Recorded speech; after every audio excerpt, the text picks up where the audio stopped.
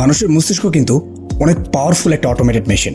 আপনি অনেক কিছু চিন্তাই করছেন না, ইভেন আপনি জানেনই না, বাট আপনার মস্তিষ্ক সেগুলো ডান করছে, ফ্ললেসলি ডান করছে। এই যেমন ধরুন আপনার ক্ষুধা লেগেছে, এরকম না যে আপনি একটা খাবারের দিকে তাকালেন তারপর আপনার ক্ষুধা লাগছে। আপনার সিস্টেম থেকে আপনাকে ইন্টারনালি জানিয়ে দেওয়া হচ্ছে যে আপনার ক্ষুধা লাগছে। অথবা ধরুন আপনি নিঃশ্বাস নিচ্ছেন, এগুলো কিন্তু সবই অটোমেটিক প্রসেস।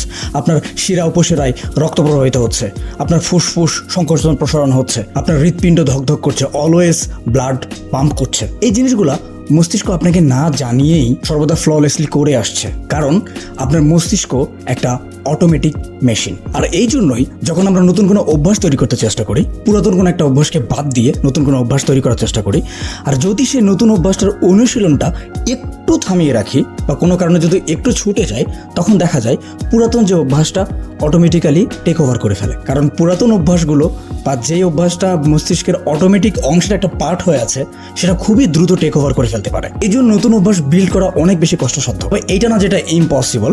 আপনি যখন একটা অভ্যাস বারবার ট্রাই করবেন, বারবার চেষ্টা করবেন, নতুন অভ্যাস বিল্ড করার চেষ্টা করবেন, সেটার জন্য কাজ করবেন, তখন সেটা একটা অটোমেটিক প্রসেসের অংশ হয়ে দাঁড়াবে।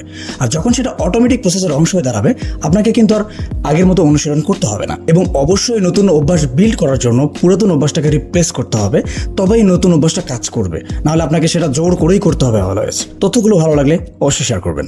Thank you.